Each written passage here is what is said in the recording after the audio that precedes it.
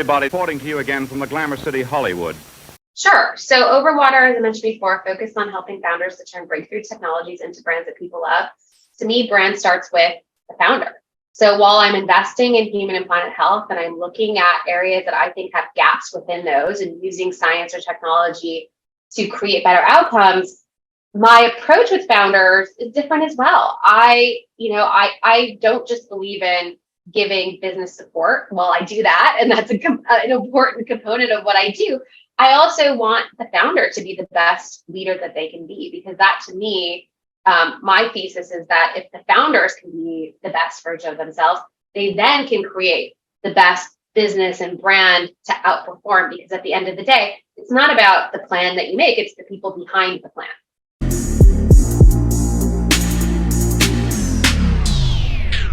If you love listening to this show, please consider giving a rating and a review on Amazon Alexa or wherever you listen. We want to continue bringing you this amazing content, and part of our ability to do that means that we need a big audience. Now, it may not seem like much, but rating and reviewing the show will help more people find us, just like how you found this show. Simply on any podcast platform, search for a show, scroll down to the bottom, and push 5 stars. It's that easy. Thanks for supporting the show.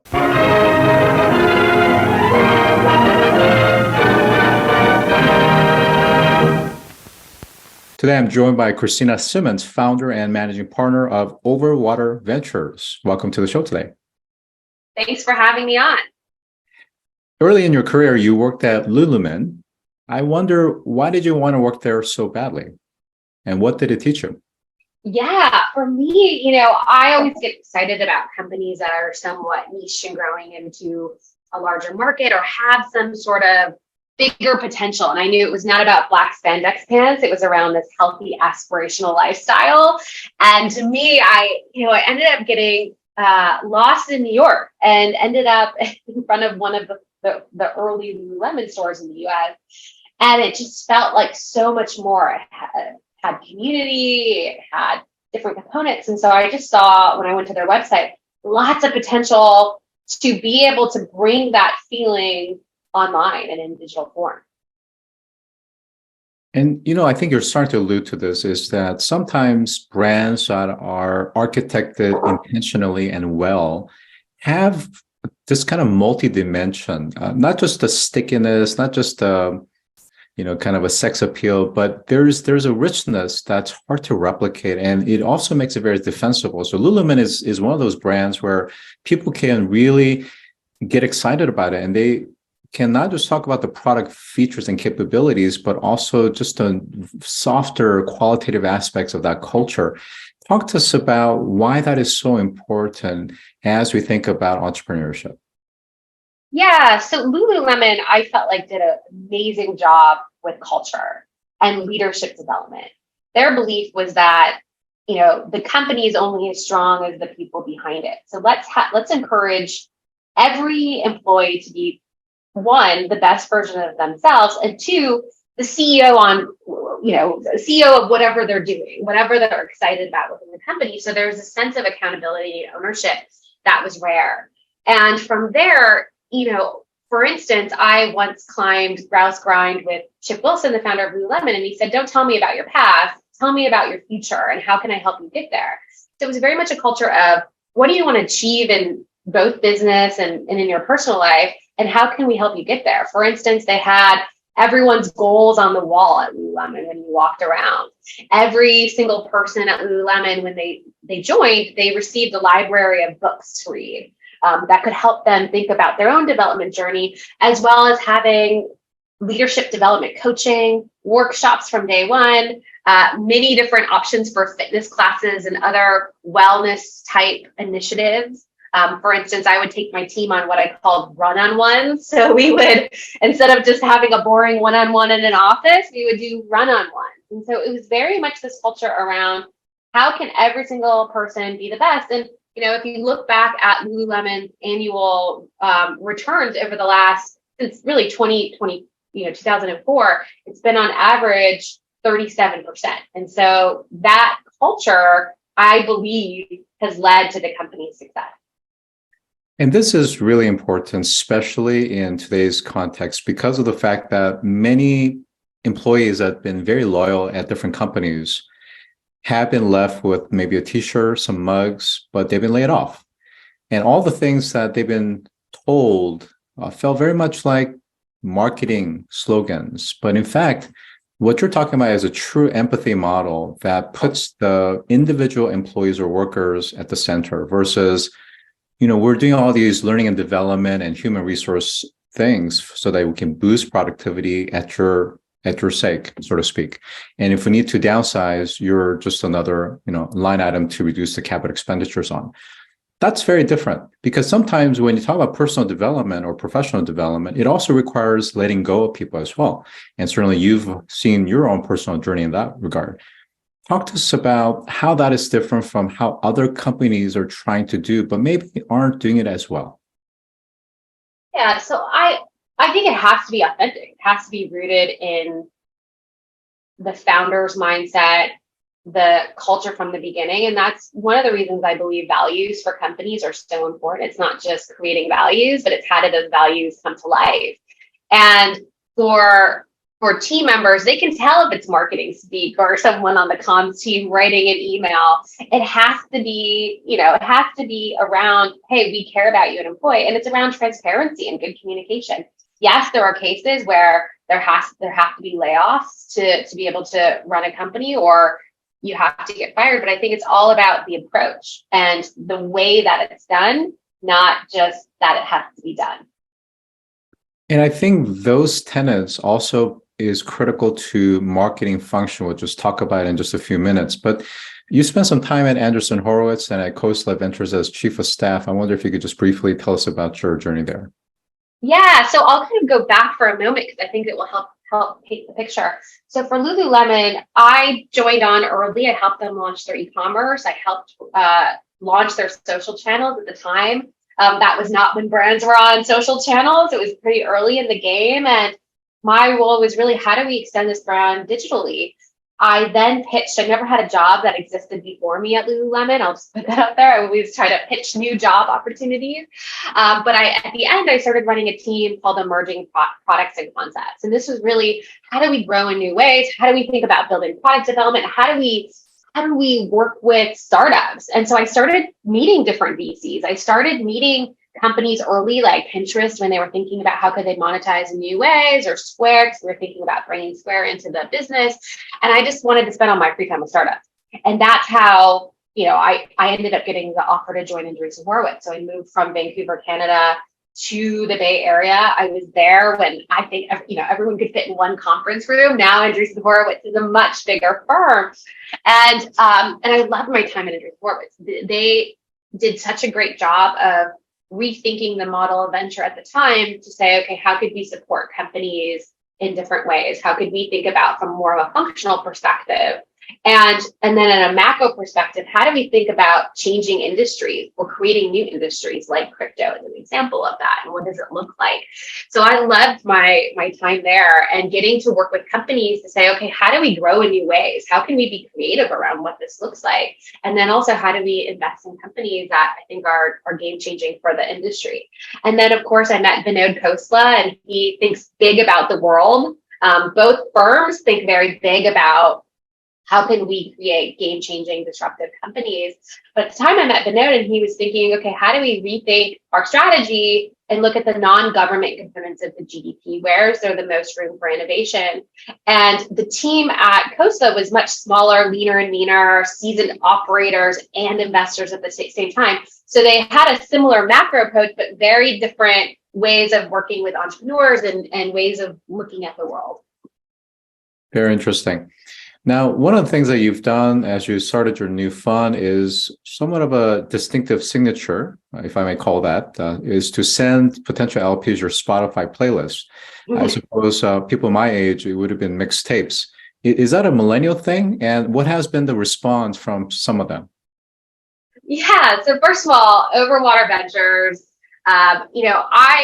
I really started the firm because I think if you want to reinvent venture, you can't do it in an existing institution. You have to do it from the outside. And at Overwater, really focused on human and planet health, helping founders to solve breakthrough technology and help turn their technologies into scalable businesses and brands that people love. And so to do that, I needed to rethink my own brand. How do I show up? What does that look like? And down to the colors of the website, I felt like they were different. They down to, every component. And I did my own brand strategy work. And as part of that, I put together my own Spotify playlist of how did I want this brand to shape up? And I said, okay, well, what would get investors' attention? What would be a little bit different? And I thought that would be a little bit different if I included that as well, in the email that also included my data room and my deck. And so I did receive a lot of comments along the way that was something that most LPs had not seen before. So certainly, aside from this kind of catchiness and just getting another pass, looking at it, than just saying no, is that there is power in music. And I think so many of us, depending on which era that we grew up in, when we were in our teens and 20s, certainly, leave such a huge mark. So by listening, you're effectively, in a way, forcing a fit or miss. In other words, so much of the LP-VC relationship is about fits. And I love some of the VCs that have become, I would say, true to their colors enough to say no to most LPs because it's about fit. And by listening to some of the music, you could basically kind of figure out what some of the principles, values, and the tenets are, right? Mm-hmm. Exactly. I don't know if as a quick side note, if you haven't read the book, Your Brain on Art by Ivy Ross, it just came out a few weeks ago, it's worth reading because it's all around this topic of how creativity can make you think different. And it's a component, it's a key component to back to my mission of how do we live our best lives? How do we show up as our best? And I think arts or self-expression is really important in that. And to my playlist point, yes, you're absolutely right. It's about attracting the right people, or maybe the opposite of that. And from day one, I said, I want to build a firm in my own way. And that includes every component, including the LPs I bring around the table. So I want the right ones that share my mission and share my values and are aligned with how I want to do venture differently. So you mentioned a couple of times that you want to do differently and that true innovation doesn't come from within, but from the outside. What have you learned and what are you trying to do with your venture? Sure. So Overwater, as I mentioned before, focused on helping founders to turn breakthrough technologies into brands that people love. To me, brand starts with the founder. So while I'm investing in human and planet health and I'm looking at areas that I think have gaps within those and using science or technology to create better outcomes, my approach with founders is different as well. I don't just believe in giving business support. Well, I do that, and that's an important component of what I do. I also want the founder to be the best leader that they can be, because that, to me, my thesis is that if the founders can be the best version of themselves, they then can create the best business and brand to outperform, because at the end of the day, it's not about the plan that you make, it's the people behind the plan. So it used to be that, and maybe this is more kind of a legacy old school VC, is as soon as you invest into a startup, the VC is already thinking about how to essentially oust the original founders and put in adults, as they used to call it. But here you're talking about the fact that recognizing that as founders, there is a evolution and you want to be part of their journey in terms of finding their true self and their true leadership. So how are you practically doing that? Yeah, so I think, first of all, it's around how can you make the founders the best version of themselves, and how can you bring around the best team. If you look at the stats, I have to read this to you because it was eye-opening to me, which said that the National Institute of Mental Health, they did a report and came back with 72% of founders report mental health struggles. And I think that's probably an understatement given the market. So first of all, I look for, in the diligence process, I look for the founder's ability to be honest and authentic with me, tell me about their own personal struggles. We talk about their willingness to develop themselves. If that willingness is not there, I'm not going to invest in the company, because I am not going to oust a founder right away and bring in a new CEO. That's not what I'm in the business. I'm investing in these companies, especially early stage, based on the founder. So they have to have that willingness to want to grow and ability to be open in our conversations around what that looks like. And that's interesting. And I'm just going to be very, very transparent is that if I were to have that conversation as a male with another male, let's say that's a startup founder, they may respond very differently because of the fact that they may feel like they have to have it all together, have that Yeah. perfect persona, so to speak. Do you find that you're a lot easier to crack the nut, so to speak, with some founders and that they're willing to be more vulnerable with you? I hope so. That's my goal. I believe vulnerability breeds vulnerability. And so I'm very open with my founders as well. And perhaps with my Midwestern roots, but yes, I will, even in the diligence process, I'll say, okay, your business seems great in this deck, but tell me, what are your own struggles? Like, where are the biggest challenges? What keeps you up at night? And so at first, sometimes they're like, oh, let me go back to the presentation. I'm like, no, let's actually talk about this. This matters. This matters to the success of your company. So yes, I have those conversations. Now, it's never one size fits all. Every approach is different with the company. And it's only if the founder wants to have those conversations. It's never something that's forced. But my belief is that if you're able to have those conversations, you're able to address issues and challenges much faster and then avoid, potential much larger issues for companies. Yeah, I think something that comes to mind is the fact that something that I was told by somebody who used to do fund of funds is that when they're looking for emerging fund managers, they're more interested sometimes about the failures than the successes and how somebody talks about a failure. And the reason I bring this up is, again, I don't know how your experience has been, but through my just life experience is that so much is outside of our control. So VCs oftentimes are perceived as making investments into the alpha, but the reality is we have no control over the alpha. We think we do. But just like the last several years have shown is that most of it is outside factors. And it's about how does the founders, specifically the CEO, deal with those external factors that is so out of their control. And this goes back to what you're talking about. So let's talk about something concrete. I think both of us agree that founders are rare creatures and living with stress on a daily basis is something that they learn to cope with. Yet, if you look at the more recent event like Silicon Valley Bank implosion, it really tested some of the founders in ways that they had never experienced before. And I wonder, what did you personally see or hear from that experience? Yeah. So first of all, the collapse of Silicon Valley Bank was not on my bingo card of events I thought would happen in the year, but it happened. And a lot of founders think that the issue was that banks are still supposed to be stable, reliable. Many of the founders that I spoke to during that event, it's out of their control. It's not something that they could have predicted or that they were even thinking about. And so I think that it did change mindsets around how do we think, well, first of all, how do we think about our cash mitigation strategy earlier in the process? And then how do we think about different scenarios and events that could happen that are somewhat out of our control, and how do we want to handle it? It also goes back to what I was talking about, the importance of values and principles. What are those values and principles, and how do you show up for your team and in crisis situations? What does that look like? And are you staying true to those principles? It's a lot harder to do. And I think we've seen lots of examples of how not to do it from big companies to small companies recently. And I wonder if they have to make some hard decisions, furloughs, layoffs, and other types of drastic decisions, how should they go about it? Yeah, I think every company is different. So you have to look at what are the challenges, what is your cash situation, what are different scenarios that you could execute.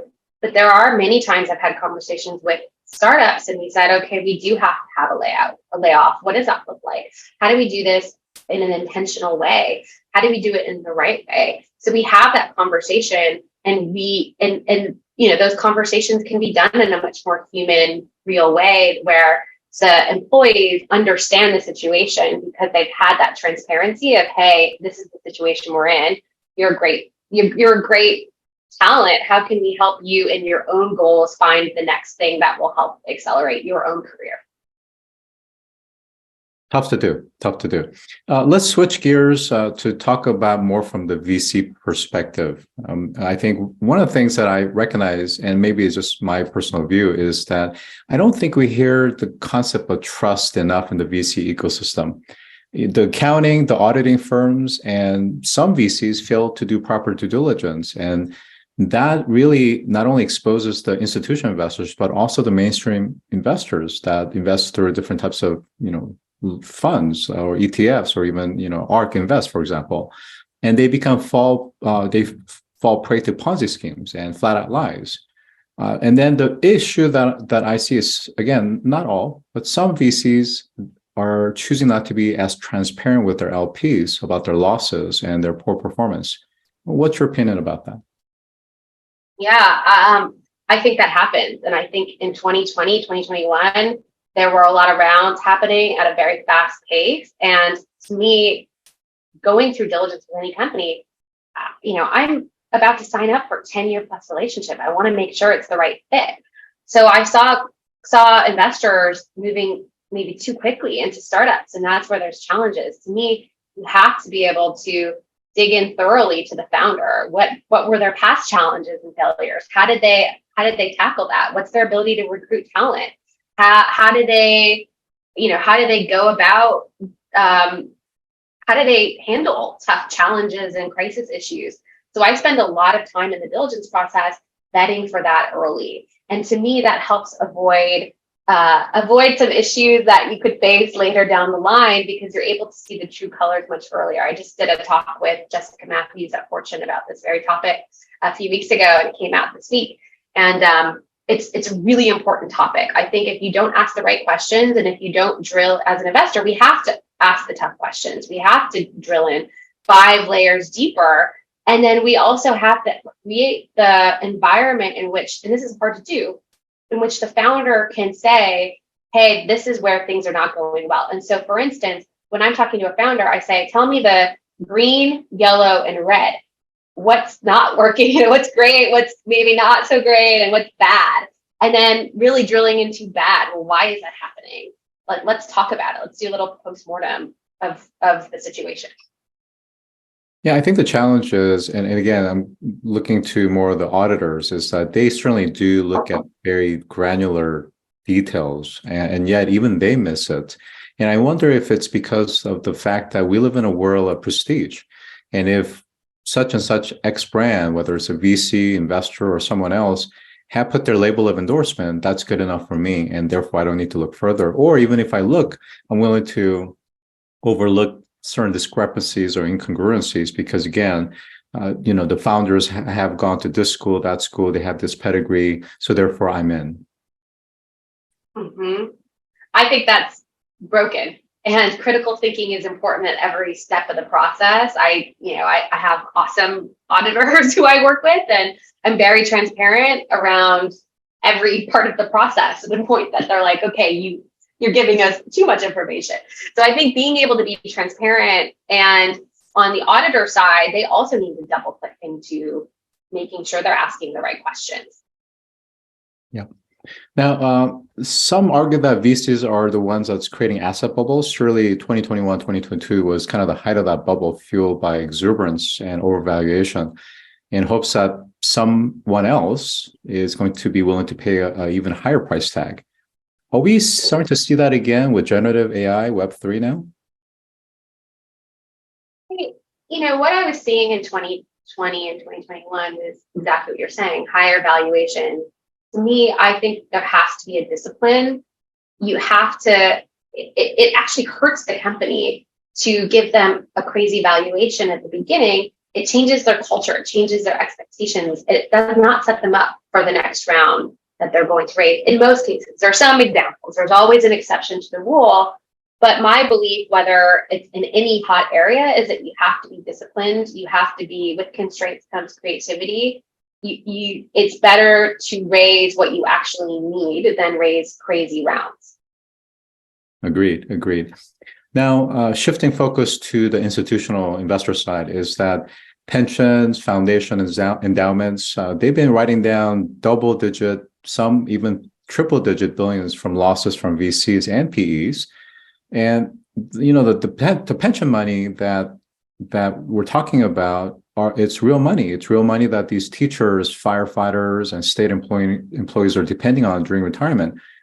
Yet I wonder, are we seeing the fundamental change from some of the tier one VCs, or is it just business as usual? Just the risk of doing early stage investing and loss is just part of that business. Yeah. So many of the endowments and pension funds, they are underwater, so to speak, because of this. I think they also, are somewhat risk adverse. So they've been investing in these large firms or growth stage firms. And there are problems at the growth stage because of this. And companies are having a hard time raising. They're raising it down round. So I think the firms that were disciplined from the beginning to make sure that they go through a thorough diligence process and have the right valuations, they are the ones that are going to be breakout in this vintage because they're not having those problems. I think the endowments in particular, especially teacher, when it relates to teachers or government workers, it does have this ripple effect. And I think what I'm seeing with endowments is that they over allocated in venture and they're not investing in new managers. It's much harder to make the case to invest in new managers now. And a lot of them are somewhat scared of continuing to invest in venture. I've seen many people who have come back, endowments, and said, hey, we're on a freeze right now to invest.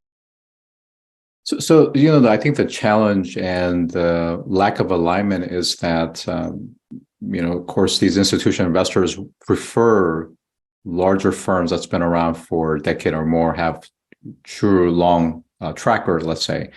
But if you look at the data shows that it's the emerging fund managers. It's their fund one, fund two, maybe fund three that tends to outperform the larger, more established ones. Now, of course, there's a handful of established tier ones that do rank consistently at the top.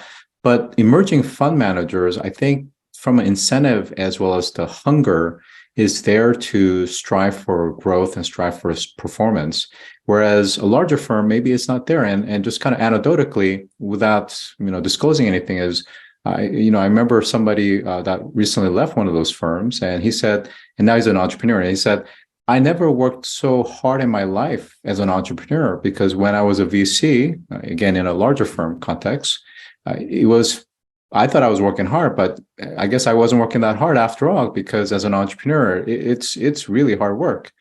It just kind of made me laugh a little bit. So I wonder if you had any comments. Yeah, I think you're right. If you look back at the last 10 years, emerging managers are where the alpha is. Those are the best performing funds. And from an LP perspective, the alignments, the process is off, where a lot of the large endowments, they have a minimum of 10%. They're investing at $100 million check into $1 billion fund. That's not where the returns are. The returns are in the smaller funds. But their process is the same to write a $2 million check versus a $100 million check. So many of them are like, we're going to have to kick out Andreessen or Sequoia to invest in you. I'm like, okay, let's do it. Let's have that conversation. But they're not necessarily set up and they're risk adverse. To me, I think emerging managers, that it's hard to create your own venture fund. You have to hustle. It's being an entrepreneur and an investor. And so the people who make it, I think that's where I would put my money if I was an LP, because they're working extremely hard to find the next generation of entrepreneurs versus the big firms are focused on firefighting and trying to help their companies raise that next round. Interesting. My last question for you is lessons learned, any product, project failures, and any insights that you can share with others. Oh, we could talk for hours about lessons learned, where to begin. I'll just quickly kind of give you a few of my lessons learned. I think at Lululemon, my biggest lesson was, hey, believe and empower the employees around you. And that's where at Overwater, tying it back to it, I have that belief and that philosophy at the core of what I'm doing is helping founders be the best version of themselves. So that's what I learned there. I think at Andreessen Horowitz, it is around how do you think big? How do you think as a VC? It's not just writing a check into a company. It's around how can you really accelerate a market that perhaps doesn't exist before? And what are all of the different powers to do that, whether it's a large company or whether it's government official? Like how do you really inspire and educate people around the potential of technology? It's a lesson that I learned at Andreessen Horowitz. On the early stage startup side, Back to your point around, an AI, for instance, raising big rounds, with constraints comes creativity. It is so much better to raise what you need than raise a big round, even though it's tempting, because it does lead to failures. You hire the wrong people. It changes the culture if you're hiring too quickly. I think you have to be disciplined around what you do with the money that you have is a lesson. And then at Khosla, one of my lessons learned, and I actually wrote a much more in-depth blog post about my lessons learned from working with Vinod. But no matter what, even if you're a $1 billion fund, hard work pays off. And how you help entrepreneurs, Vinod, for instance, on Friday night at midnight would be tweaking the copy on a company's fundraising deck. He never let his ego get to him. He was always tirelessly working for entrepreneurs. And that really inspired me in the way that I'm building Overwater is I don't want to just write a check. I want to help entrepreneurs build from day one and build in the right way, not just for metrics on a PowerPoint quarter over quarter. So on that note, I have been joined by Kristina Simmons, managing partner of Overwater Ventures. Thanks for joining today. Thank you. If you've enjoyed this episode, take a moment to rate our show on any podcast platform that you listen to. Scroll down to the bottom and push 5 stars. It's that easy. And as always, thanks for listening.